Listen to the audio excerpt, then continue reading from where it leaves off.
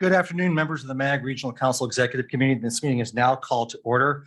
For those around the table, please turn on your microphone when speaking. For those participating via Zoom, please state your name when making a comment or asking a question. It really does help us know who's online and who's making that motion.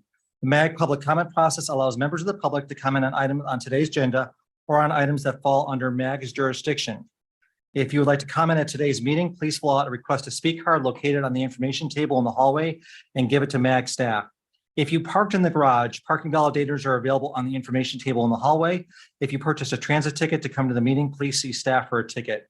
Hearing assisted devices are available from MAG staff. We will now begin the meeting with a roll call of all members. Thank you, Chair. I will go through the list of members. Please indicate you're present when I call your name. Mayor Kate Gallego. Here. Thank you. Mayor John Giles. Here. Thank you. Mayor Kevin Hartke. Present. Thank you. Mayor Alexis Hermosillo. Here. Thank you.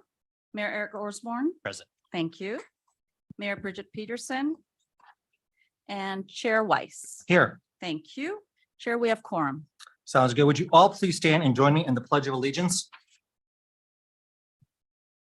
I pledge allegiance to the flag of the United States of America and to the republic for which it stands, one nation, under God, indivisible, with liberty and justice for all.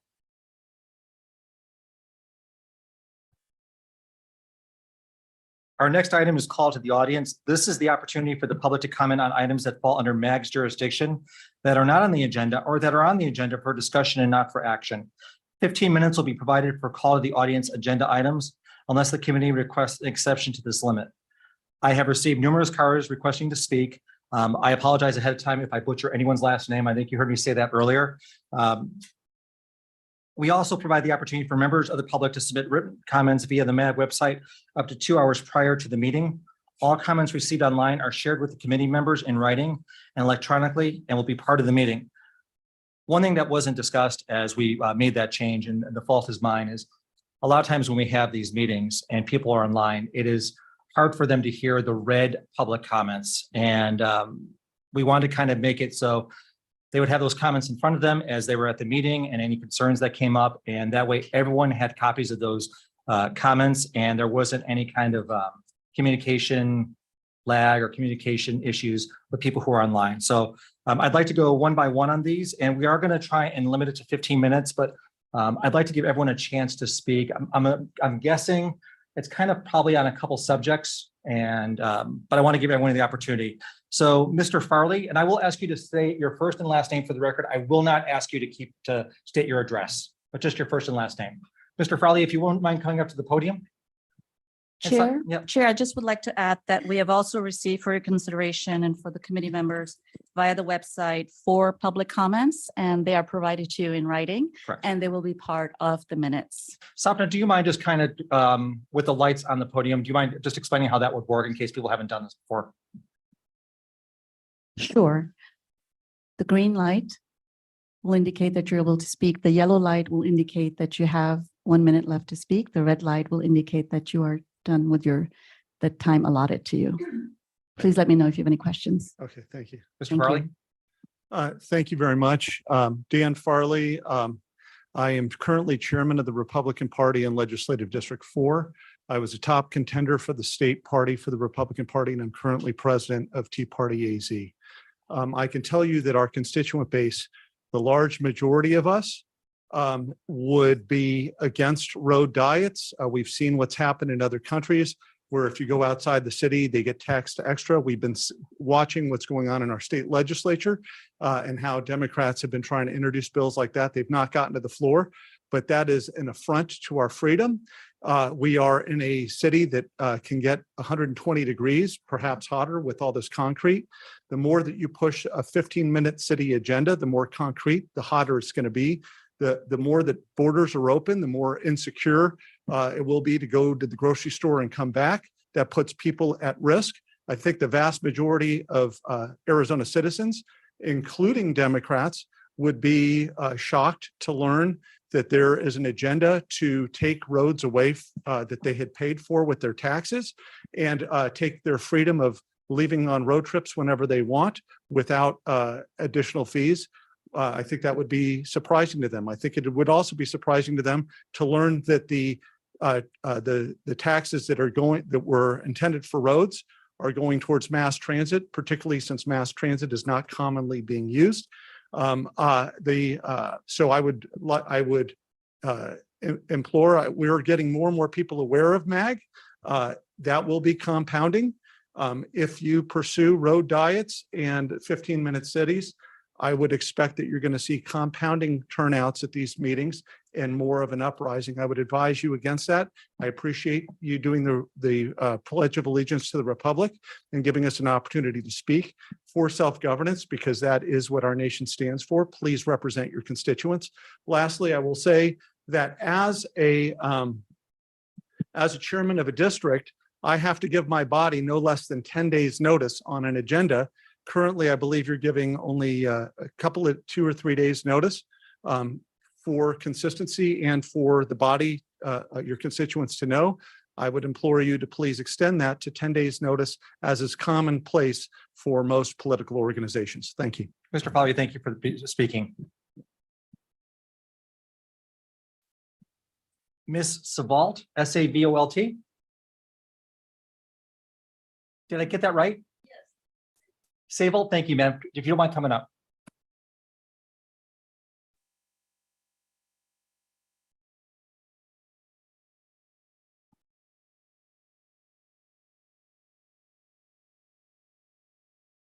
The Phoenix area has been my home for 20 years, and I enjoy living here. As a senior, my car is my friend. I need my car to go to the grocery. I can't take mass transit to go to doctor's office or to come down here. I have friends that drive, but there's a lot of seniors that live in this area, and we deserve to have a voice. And I appreciate you letting us have this voice. I think we've heard for several years about a plan to do this mass transit and road diet, and I think it's a huge mistake. I think what we have now is attractive to people to live here and to work here. And we have many communities, many suburbs, and we have to be able to use our cars safely. I urge you to consider all these things and not make my tax dollars work for this. Thank you. Thank you, ma'am. I appreciate that.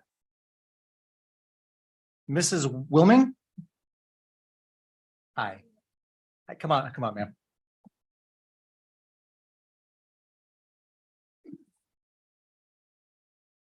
I'm here. My name is Nancy Wilming. I live in Queen Creek. I am here to speak on behalf of maintaining the public online comment.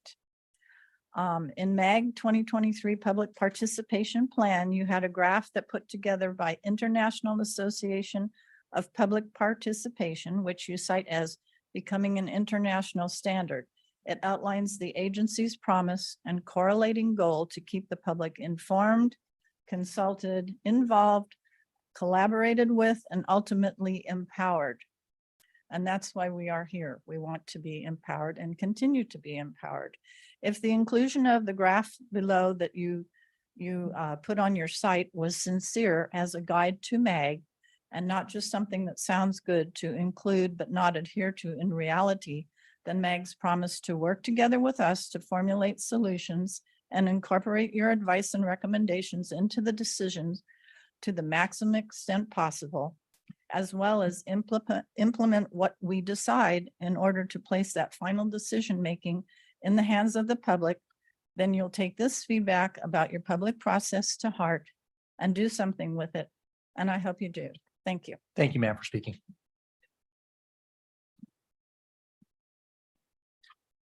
Ms. Hamilton?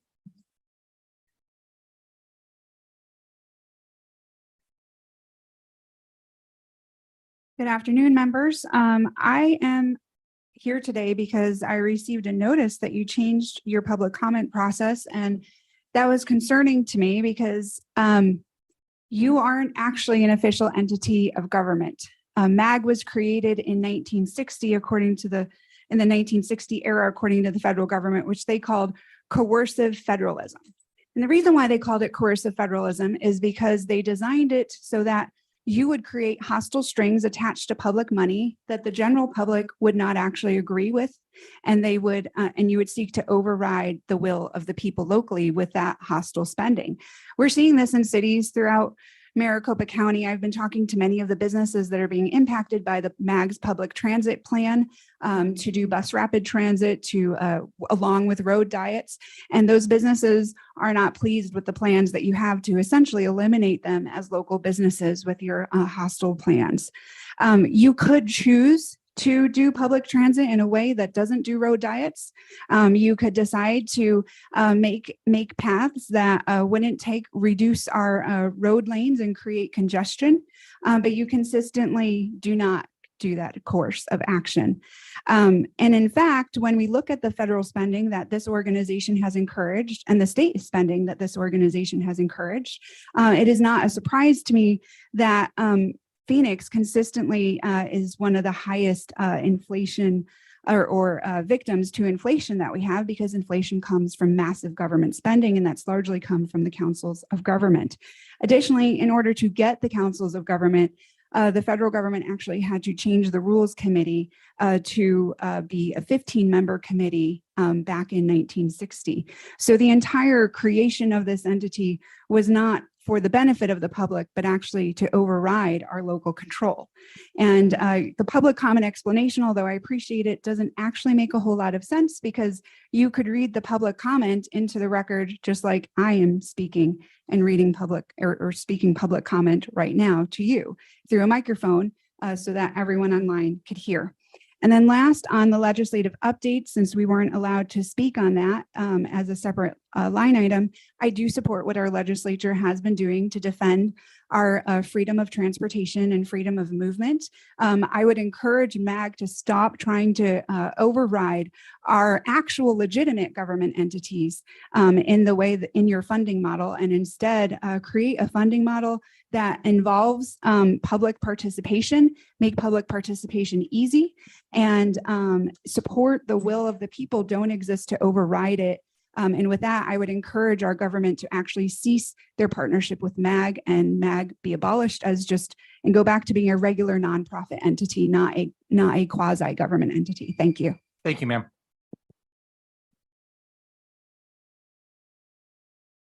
It's Gina Henny or Henry. Ma'am, I'm sorry if I butchered that.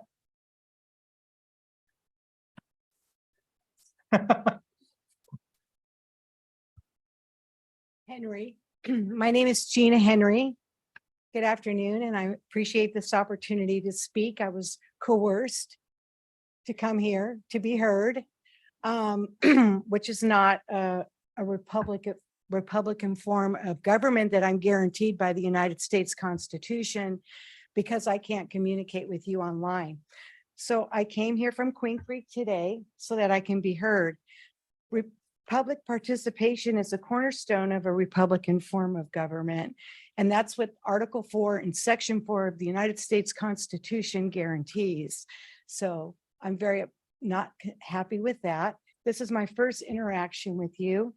And I do not believe or support road diets. We don't need road diets in Arizona. We need better roads in Arizona so families can get their children where they need to go every day, where people can go to work and live the life that they choose to live, not have a road diet impacting their life of what they choose to do. That is not an American way, so that Arizona can cop a few bucks from the federal government. We don't need to have these fancy words, light rail, to cart homeless people and drug addicts into our communities. So, because that's who's going to take them. They're not going to be safe for anyone to ride on. I call myself a California refugee because I am. I'm a retired nurse from the state of California, and I did have a script, but I'm going to tell you what I think, that Arizona is, for some reason, on a collision course to become California or worse. Why? I have no idea. People just don't ever learn. If you want to remain a part of a free sovereign country, you won't become California. If you can't stop yourselves, if you can't control yourselves, you will. You can call it road diet, you can call it anything you want, but it's all going to be bad for the citizens of this state. Thank you. Ms. Rader?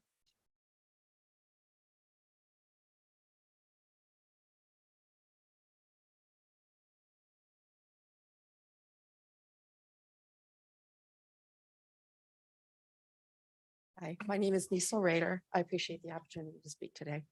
I am a 58-year citizen of Arizona, born and raised. So I'm a native. I don't know how many of us are left, but I'm a native.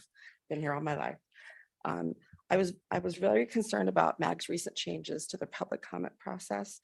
I haven't heard any justification for why these changes were made, but it was very distressing to me to try to submit a public comment and I wasn't able to do so. There were no public discussions about the changes and there was no obvious reason for their participation. So there was no explanation provided and it leads to people inevitably thinking that there's other things behind it and the assumptions to why. So I won't go as far as accusing the powers that be here responding directly to the higher levels of public engagement, but what's the reason for these more restrictive rules? The timing does line up and it makes us uncomfortable.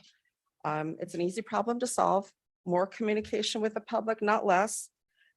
Secondly, I know managing a public feedback process takes resources from staff and takes time away from your meetings. However, this part of the agenda should look to fill the needs of constituents first, and it should be constituent driven. From that standpoint, requiring earlier submissions is less customer focused. Also, not reading our comments into the record is less customer focused as well. Even if we are not able to attend in person, being able to hear our comments be read lets us know that our decision makers have heard them. There's no way of knowing if each member read our comments otherwise. Reading them aloud is accountability, something I think we all, as citizens of this great state, need and deserve. Thank you. Thank you, ma'am. Ms. Hockmeister?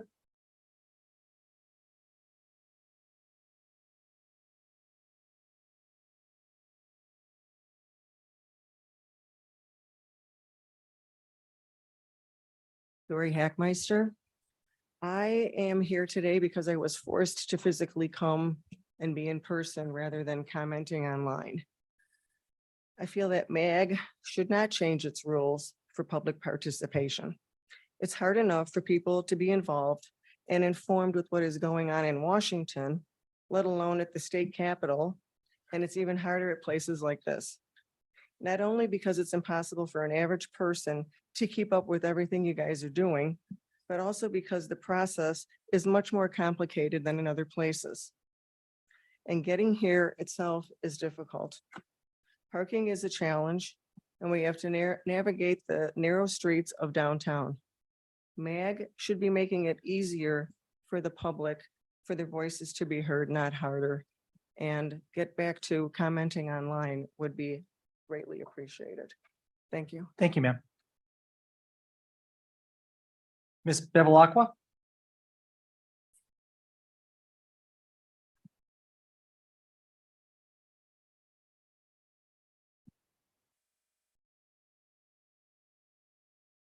Thank you. I'm Mary Bevilacqua. Thank you so much. And I do appreciate your listening and you letting us come here and speak to you. Really do appreciate that. I think people trust, I've trusted the government since I've been over 60 years old. And I have, that trust has come from experience. And so I know you're trying to do the right thing. I think there may be some things that are wrong about a few things that you're doing right now. The climate change proposals, the Vision Zero, that sort of thing, the reduction of cars to zero and fashioning transportation to meet these goals. It may be a move that you intend to help the vulnerable, but instead it causes great damage to the vulnerable. It's not the rich who will suffer from having to pay more to leave the city. It's not the rich who will suffer from owning a car more expensive. It's going to be the poor who are going to suffer. It's not the rich who will suffer from, the inability to, well, basically to be able to pay for extra parking and that sort of thing. It is the people who have two jobs who will not be able to make their hectic lives without their cars. Their cars gives them the flexibility and ability to make it. It's the parents who need the flexibility to, especially working parents, who need the flexibility to be there for their children. Their vehicles are the only thing that makes them able to handle all of, I mean, as anyone who's a parent knows, all of the responsibilities and to really meet the needs of their kids. It's the elderly who, and this is a very hot place, as you know, but as I get older, I understand how the elderly are not able to handle this heat. Safety, exposure to illness, if they have someone driving them or they drive themselves, they aren't faced with all of these challenges.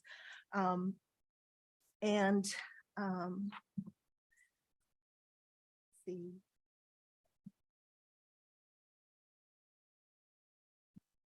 So many people, it would be the vulnerable people who will be impacted by this Vision Zero push. In addition, as someone else has mentioned, okay. Go ahead and this finish the up, ma'am. Oh, thank you. I just have a little bit more. In addition, see how these climate change policies have impacted the rest of the world. Sri Lanka, the Dutch Netherlands, the Vision Zero for automobiles is not really about the climate or environmental concern. Climate change agenda is not about that. Even longtime environmental activist Robert Kennedy has differentiated the people behind it from those who truly care about the environment and has called them exploitative, using climate issues as an excuse to gain totalitarian control. I thank you for listening, and I really do appreciate it. And Thank you. So for members of the committee, we have about 8, ma'am, thank you. Appreciate that. We have 8 cards left. If it's okay with the committee, I'd like to hear the rest of the 8 cards. Let the public speak on this. Mrs. Miller, Kimberly Miller.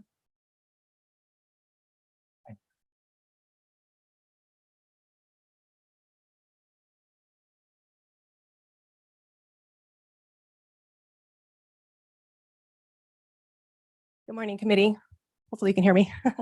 My name is Kimberly Miller. I'm with City of Mesa, and I'm a mom, and my son is here with me today.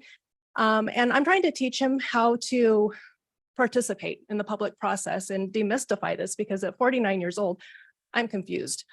And one of the things I've appreciated is being able to make comments online to, keep track of what's happening in my community through our modern technology. So I ask that you keep that in place so that we can continue to participate and get the younger generation involved, because I feel like that's something we all want, is to teach our children how to participate and how to protect our freedoms and give them every opportunity to do that. Thank you for your time. Donnie Bond. Is it Donnie or Donnie? Aye.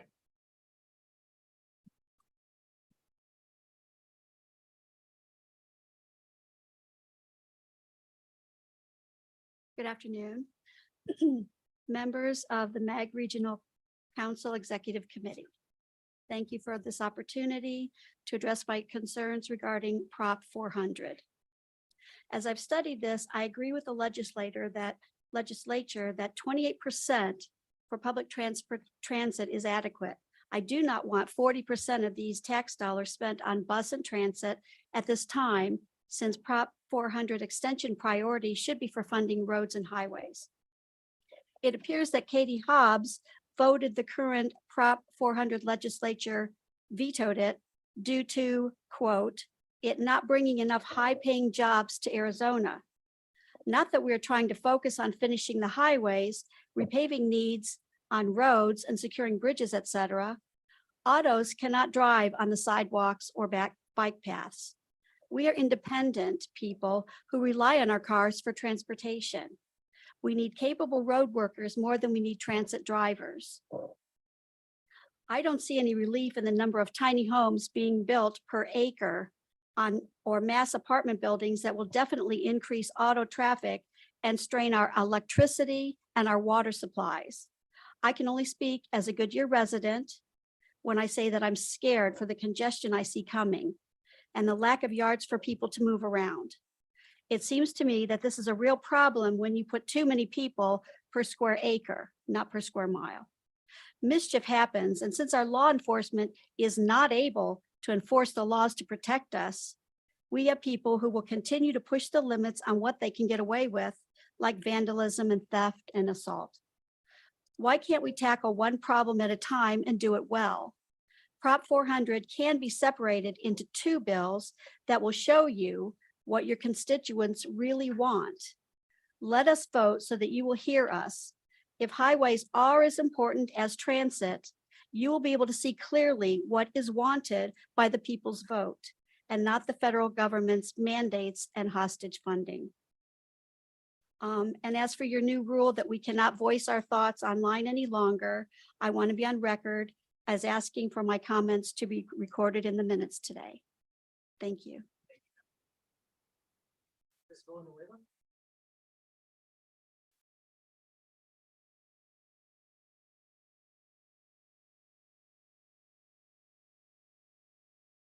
You said that very well. Pamela Villanueva here. Good afternoon. It is sort of ironic that as an agency that plans for air quality around the region, you are requiring people to drive down here in order to ensure our comments are heard by all of you. That doesn't seem to make a lot of sense to me. That was kind of one of the first things that crossed my mind. Since it's really obvious that this organization wants people to drive less, then one can only draw one conclusion about the change to the public process. You are hoping that it deters people from participating. Surely you don't want us to drive down here, but you want us participating even less. I don't think you believe this change will help you accomplish both goals. I ask you to please reconsider these changes and open up the public process even more. People should be able to drive on roads. We all love our cars. This is an age-old thing. This is nothing new. Public transit doesn't work. And we shouldn't have to have, I don't even know who came up with road diet in my wildest dreams. I can't even believe that's a word. That we can't even flex our freedoms as free people in this country to come and go as we please. So I would ask you to please reconsider this agenda. Thank you.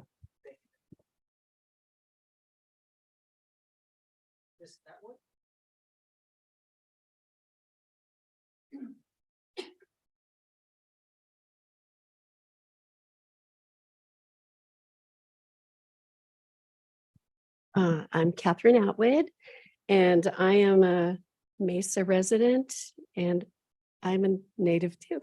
I've lived here all my life, born and raised. My comment is, well, I had to change it up a little bit because I was able to talk to Jeff in person, and he kind of clarified a few things for me. So in your public participation plan, you claim that MAG's public outreach includes a strong emphasis on digital platforms and virtual experiences that are faster, more nimble, more cost efficient, and most importantly, more inclusive. I appreciate that a lot. And I love that I can comment online. I didn't realize that there had been a format change. I know it's new. I appreciate that the comments are collected and emailed to you guys in advance. And that's why the cutoff, the 1 hour and the 2 hour instead of the 1 hour comment. But if you did get an email that, didn't allow you the 2 hour window, maybe you just got it last minute, that could be a concern. And another concern is that the comments are compiled. You guys get them in advance. You get to read them. But if they kind of slip through the cracks and they don't get read, you may not know the weight of the comments. And also, they don't get read out loud at the meeting anymore. So if they did slip through the cracks, they still would not, be front and center to you guys so that all the comments. So I'm pretty new to this process, obviously, but I do have, kind of a concern that everyone their voices are heard. And so I would like to ask you to consider, the format. I don't know. And I do appreciate Jeff making some clarifications for me and appreciate all of you guys. And I'm really excited actually to be here and get a chance to talk to you guys in person. So I would like to not take time off of work. So, the comments are really important to me. And I guess that's all I have. So respectfully submit that comment. Thank you. Ms. Kirkland?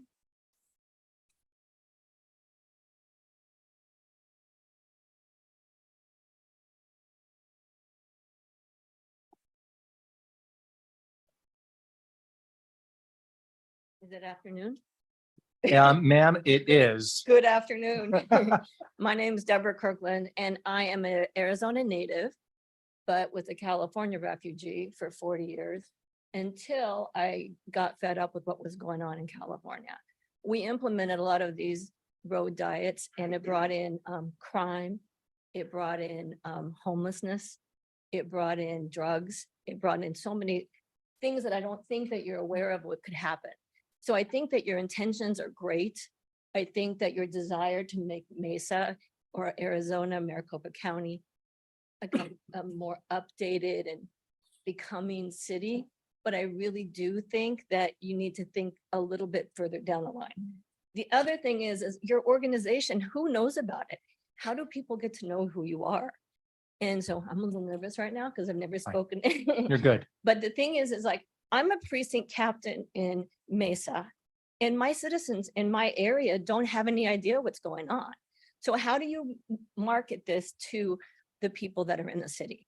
So if we could update that a little bit, make it a little bit more accessible to the citizenry so that they can be aware of what they can do and how they can actually voice their opinions. And that's all I have to say. Thank you Ma'am, so you much. did great. Thank you. Okay. Ed, can I make a request? After the last speaker, we have 3 more cards that we make staff available, maybe out in the lobby for people who might have questions, because it sounds like there's been a couple questions so far on some issues. Just have them available to help people. Mr. Jeff Caldwell.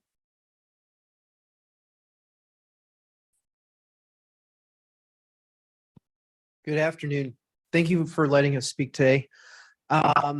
I am aware that there has been a change in policy for allowing public comment online. And I do know and recognize that you guys are allowing for public comment to be submitted still. However, you have reduced it from 1 hour before the meeting to 2 hours. So you're excluding 1 hour of availability, but then you're also not reading it into the record, even though you're accepting it digitally into the record.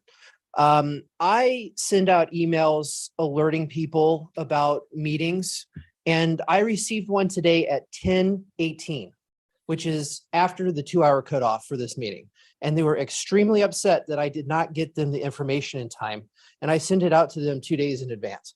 And so that is a perfect example that we just silenced one person from submitting public comment for this meeting. I was able to say that we have the ability to make public comment online, but that person was unable to do so for this exact meeting.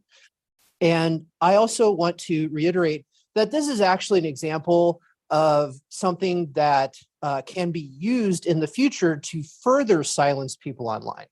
And it's come to my attention that you guys need public comment in order to accurately figure out where you need to spend the money. And so this is a huge infringement on citizens' ability to give you guys comment. And I strongly recommend changing your policy back to what it was. Thank you. Thank you, sir. Ms. Ackerman?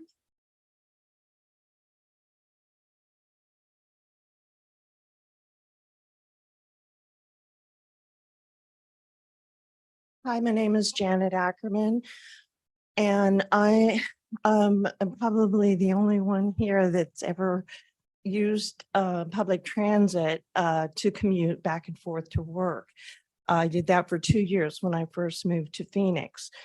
And I had the experience of sitting at a bus stop in 6 o'clock in the evening at 115 degrees, no shade.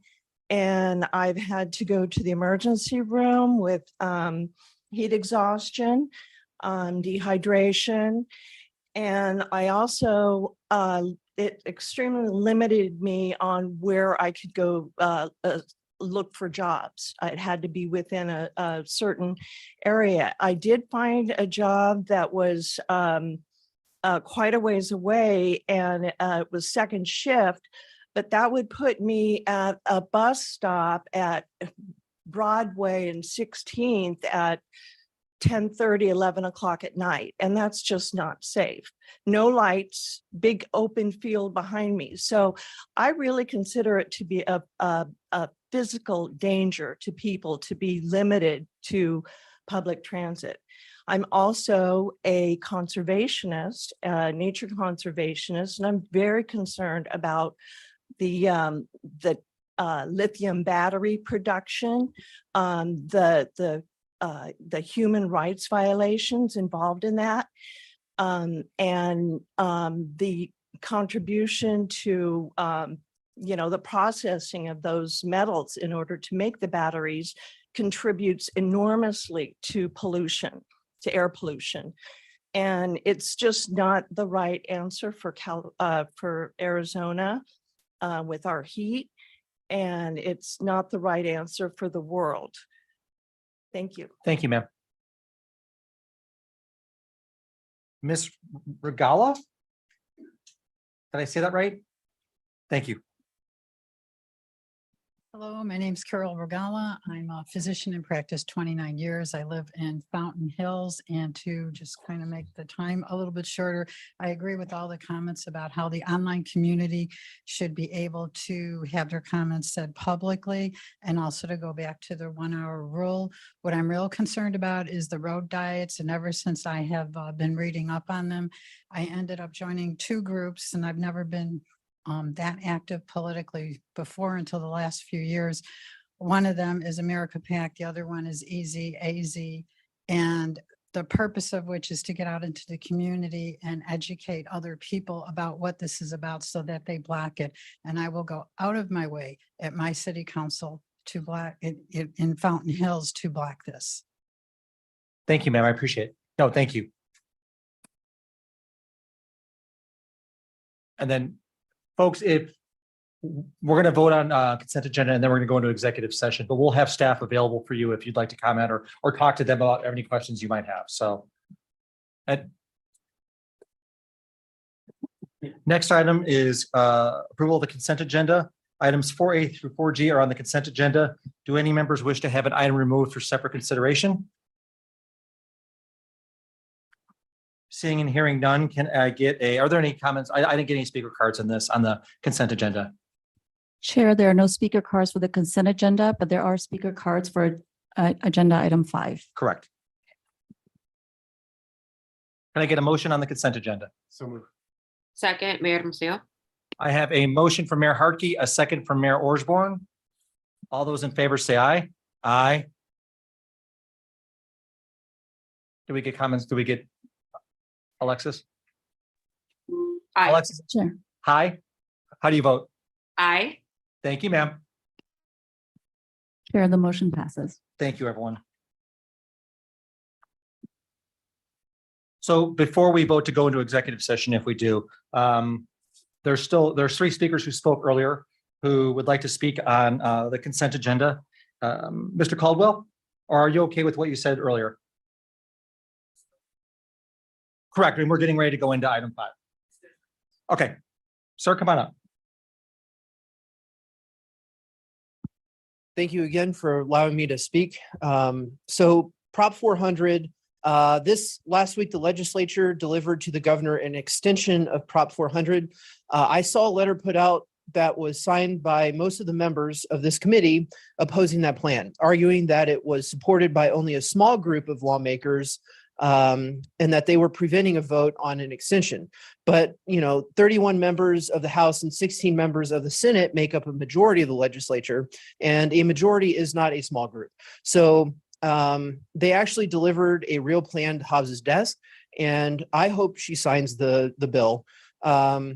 But you are now the ones preventing a vote, not this small group of lawmakers. The governor should sign it, and this committee should support it. So that way the voters can have their say. The lawmakers are negotiating, but they're not negotiating in bad faith, which is what you've said that they have done.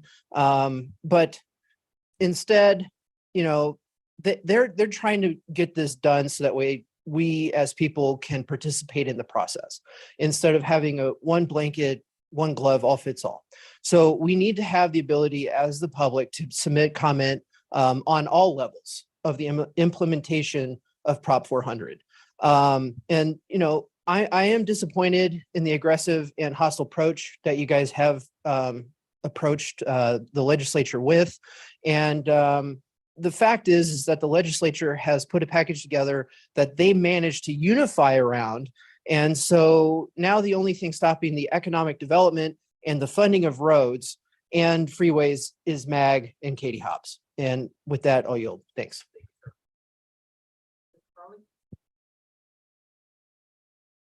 Did he leave? Oh, yeah. Okay. And then Ms. Hamilton?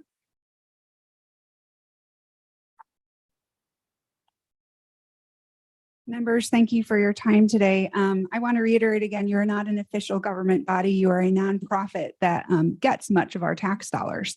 And I was very concerned with the marketing strategy that I saw after our legislature passed Prop 400, which was a reasonable approach. This was an approach that allowed the public to be able to choose how they want their tax dollars spent for transportation.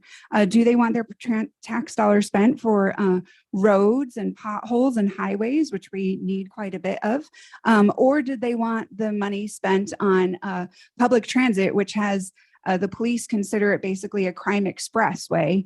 The local businesses have had grave concerns over it. Many of our local businesses were shut down and went out of permanent business, especially in South Phoenix, which is very concerning that we would continue those policies that really are hurting our vulnerable communities. And so when that Prop 400 went through, that version of it, we saw lies coming out through social media, and I'm hoping that MAG didn't orchestrate these lies, such as things from Mayor Giles, where he said the Arizona legislature chose traffic congestion. No, actually, the purpose of the way that they constructed Prop 400 was to eliminate the traffic congestion that your policies have created, namely, especially here in downtown Phoenix. Vision Zero, Complete Streets, these are policies that are to create traffic congestion. They are policies to make driving in a personal vehicle annoying. And your parking policies are also to stop people from wanting to use their personal vehicles. That's a publicly stated policy that you have. They went on to say, Mayor Giles went on to say, fringe special interests. Please look at the audience here. This is your fringe special interests that are behind this version of Prop 400. Just regular moms, dads, grandparents, community members. We're not fringe special interests. We are literally the chief stakeholders of our government. We are the people. And so it's very concerning, the messaging and the marketing that we've seen behind this. We do support the version of Prop 400 that was passed because it gives the voters a fair chance, a fair voice, with full transparency as to what they are actually voting on. So I encourage you to change your policies in the way that you are practicing your existence as MAG. Again, I would really like to encourage you to go back to a nonprofit entity. You are not a government entity. And to pretend that you are to the public is disheartening. But I think that we understand now why you've been hostile towards public comment, because you are hostile towards our propositions and lie about it, quite frankly. So thank you very much for your time today. Thank you. Can I get a motion to adjourn to executive session? I have a motion from Mayor Orsborn, a second from Mayor Gallego. All those in favor say aye. Aye. Aye. We are adjourned to executive session. Give us 5 minutes. Yep.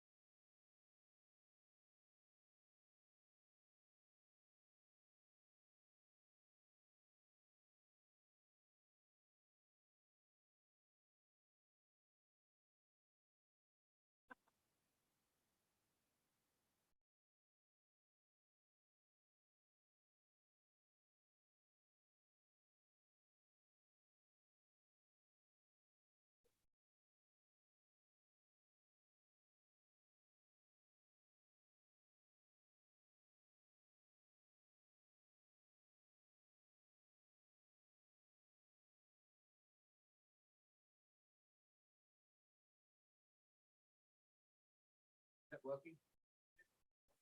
Okay, good. Yeah, I'll end upstairs and check on YouTube.